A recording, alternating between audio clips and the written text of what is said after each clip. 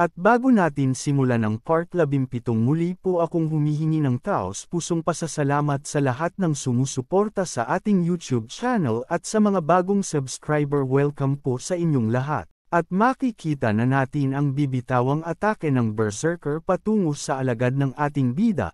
At mababakas natin dito ang isang malakas at mabigat na pag-atake patungo sa kanyang papaslangan. Kaya't makikita na natin na hindi lang naman bubuhayin ng Berserker ang alagad ng ating bida dahil sa bigat ng kanyang binitawan na pag-atake, at nang dahil doon nagulat ang Captain at napagtanto niya kung siya ang tinamaan ng ganitong pag-atake, nakakasiguro siyang mas malala pa dito ang kanyang sasapitan. At nang dahil sa ginawa ng Captain na pag-address, napansin siya ng Berserker at napasabing mayroong papalang basurang nakaharang. Kaya't nang dahil dito dali-dali niya nang pinuntahan kung nasaan ang Captain at nang napansin niyang mas mababang nilalang pa ito sa mga Spider-Man, hindi niya naibubuhos ang isang malakas na atake dito dahil sa kanilang uring mandirigma ito'y nakakahiya at ginagamit lang nila ang kanilang lakas sa taong karapat dapat gamitan nito. At nang dahil napansin ng Captain ang pasugod na Berserker, dali-dali niyang sinabing, "Hoy, teka lang, wala naman akong ginagawang masama at hindi naman ako tumulong, huwag mo naman akong isunod." At nang dahil nakita ng tank na hindi magpapapigil ang Berserker at napaisip siya sa kanyang isipan na kung gagawin niya bang iligtas ang kanilang hangal at malas na Captain.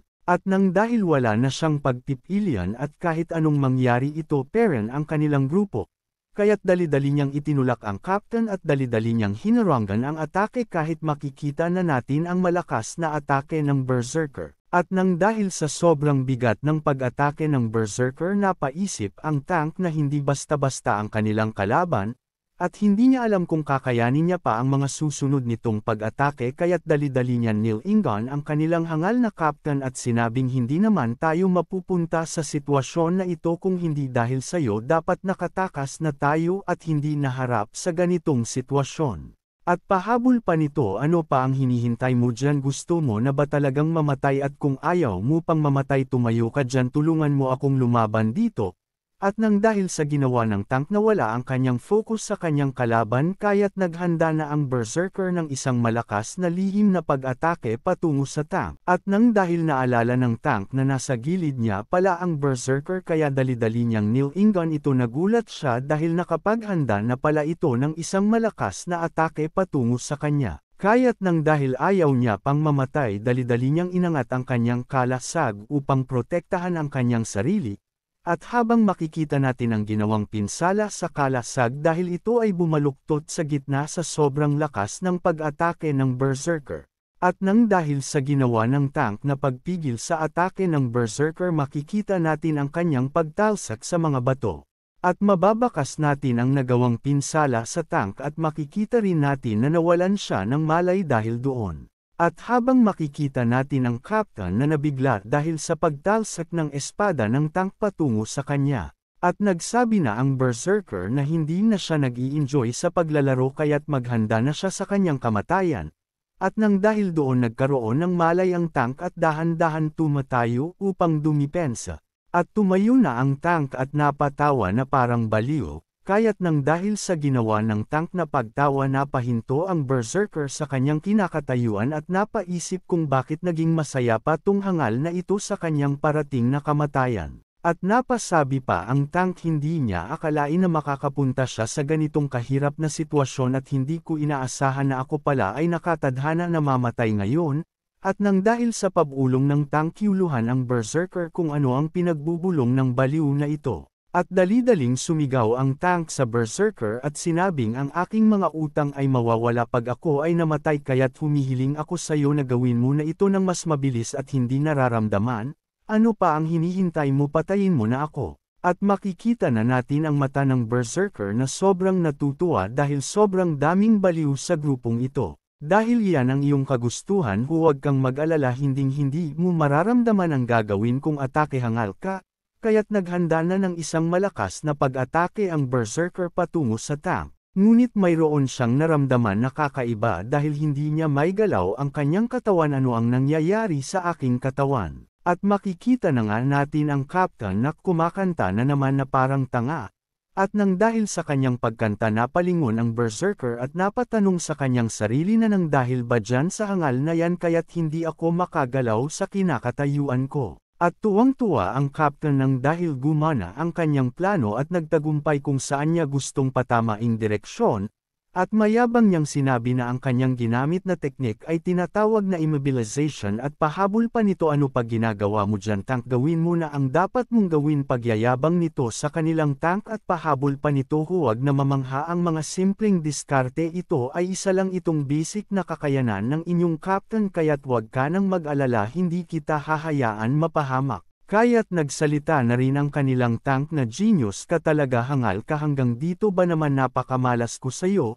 At yun naman pala nang dahil pati pala siya ay napahinto dahil sa ginawa ng kanilang captain. At napatanong ang ating bida kung anong ingay ang kanyang naririnig bakit kaya ganun ang kanyang mga narinig patungo sa tank. Kaya't makikita na natin ang necromancer na nagsalita sa ating bida na hindi ako makapaniwala sa dami mong itinatagong sekretong kasanayan at huwag mong kalimutan na ang isang kasanayan ay nangingilangan ng maraming mana. At nakakapiyak akong hindi nasasapat ang iyong mana upang magkaroon ng lakas upang lumaban pa sakin at kahit ano pa ang iyong gawin wala ka nang magagawa. Kaya't napaisip na ang ating bida na't ama ang hangal na ito sa kanyang mga sinabi. Nang dahil sa aking pagpapalabas ng clone malaking mana ang aking nawala at dumagdag pa ang aking pagpapalabas ng mga Spider-Man na gumagamit ng aking mana ng tuloy-tuloy. Kaya't inilabas na ng ating bida ang isang baso na kayang makapagbalik ng kanyang nawalang mana mula sa kanyang storage space. At dali-dali nang ininom ng ating bida ang isang baso at nilagyan niya pa ito ng straw na parang nag-chill lang. Kaya't napatanong na ang necromancer sa kanyang sarili kung ano ang pinaggagawa ng ating bida na parang tanga na umiinom lang ng lemon juice sa gitna ng beach habang may mga tinitignang tumatakbong mga babae na nakabikini. At nang dahil sa ginagawa ng ating bida nagalit ang necromancer at napasabing kahit anong iniinom mo wala akong pakialam dahil hindi ganun kadali bumalik ang mana hangal ka. At hindi mo ba alam na ang isang pagiging necromancer ay isang malakas na kasanayan na mayroong antas na S-rank sa rangkang, at ipapakita ko sa iyo ang aking kasanayan na kayang kontrolin ang lahat ng aking nasasakupan at kayang lumaban sa aking mga utos hanggang kamatayan? Kasabay na nito ang pagtayo ng mga hunter na namatay kanina. At napasabi na lang ang ating bida na wow ano daw pagkontrol sa mga patay na parang tandang umiinom ng mana potion. At napasabi na ang ating bida na ang aking mga pagod ay nawala na kaya't mayroon naman akong sasabihin sa iyo. Kasabay na nito ang paglabas ng hangal sa basurahan at pahabol pa ng ating bida ang mga pumanaw na ay dapat galangin kaya't hindi na dapat ito pinaglalaruan at bagay sila dito sa aking alaga. At pagtatakang tanong ng necromancer anong halimaw na kasanayan ang iyong ginamit at nasaan napunta ang aking mga alaga. At makikita na natin ang ating bida na pasugod sa necromancer na habang namamangha pa rin ang dahil sa kanyang mga nasaksihan mula sa ating bida. Kaya't nang dahil sa pag-iisip nito hindi na niya namalayan na bigla na palang lumitaw ang ating bida sa kanyang harapan at nakapagbigay ng isang malakas na pag-atake. At makikita natin na sobrang layo ang pinagtalsikan ng necromancer mula sa natamo niyang atake mula sa ating bida. At makikita natin si Cesar na hawak niya ang Spider-Man na ipinalabas ng ating bida na sobrang nahihirapan na mula sa pagbubugbog ni Cesar. Nakakamangha ang mga kasanayang mong ipinapakita hindi nagkakamali ang aking mga mata simula ng una kong pagkakakita sa iyo mula sa coffee shop, kasabay na nito ang pagdurog niya sa ulo ng Spider-Man. Kaya't napasagot na ang ating bida kay Cesar, kung ang ating mga kinita sa pag-raid ng dungeon na ito at iyong kinuha ito ay aking pagbibigyan pa ng walang pagtutol mula sa akin, pero ang iyong masamang ugali na kayang ipagpalit ang mga buhay ng mga tao para lang sa crystal ito ang hinding-hindi ko mapapatawad. At pahabol pa ng ating bida at nang dahil sa aking mga kasamahan at pagtanggap nila sa akin bilang isang grupo hindi ko hahayaan ang mga ganitong pangyayari. Nakakatuwa naman ang lahat ng narinig ko sa iyo tingin mo sa sapat ang inyong grupo upang mapigilan ang mga ganitong sitwasyon. Ang tingin mong sapat na ang iyong lahat na ginawang pagtatanggol sa iyong grupo mula sa mga panganib at tingin mo nang dahil doon isa ka ng mabuting tao at kahanga-hanga. Muli ko lang ipapaalala sa iyo ang mundong ito ay kakaiba, ang mga mahina para sa malalakas at ang malalakas ay para sa mahina. At hindi na natuloy ang kanyang kasabihan dahil narinig niya ang kanyang kasamahan na humihingi ng tulong. At makikita na natin ang captain na biglang napahinto sa kanyang gagawin dahil sa kanyang mga naririnig. At nagsalita na si Cesar at tinawag si Jojing, ang ating kasalukuyan ay mahirap para sa iyo sa pagiging captain ng inyong grupo at alam naman natin na hindi mo kayang sumulong sa ganitong mapanganib na sitwasyon ng nag-iisa. Oo, alam ko naman iyon. At sumigaw na ang tank sa kanyang captain na huwag mo siyang pakinggan sa lahat ng kanyang sinasabi at huwag mo siyang susundin kahit anong mangyari dahil alam natin na pag sinunod mo siya hindi na tayo makakalabas ng buhay dito, kaya't hawakan mo ang iyong espada at patayin mo na ang nasa harapan mo. Ano ba ang pinagsasabi mo? Hindi ko kayang pumatay ng kahit anumang halimaw dahil ako ay isa lang namang support at hindi kayang puminsala sa kalaban. Kinuha ko lang ang espadang ito dahil napunta sa aking harapan mula sa pagtalsik mo, kaya't makikita na natin ang berserker na sobrang pinagpapawisan at nabigla sa kanyang mga narinig.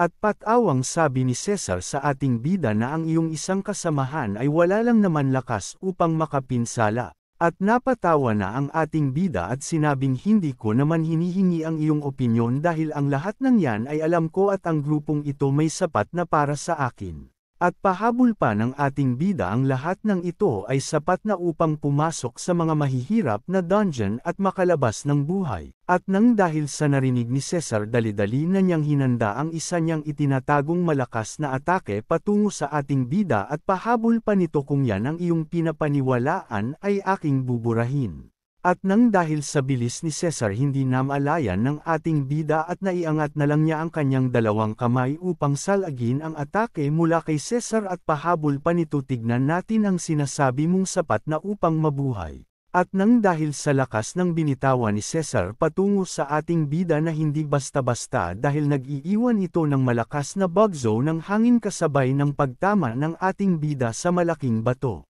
At seryosong sinabi ng ating bida na kakaiba itong isang ito sa lahat ng aking nakalaban at nakakasiguro akong mas malakas siya sa aking mga nakasalamuha.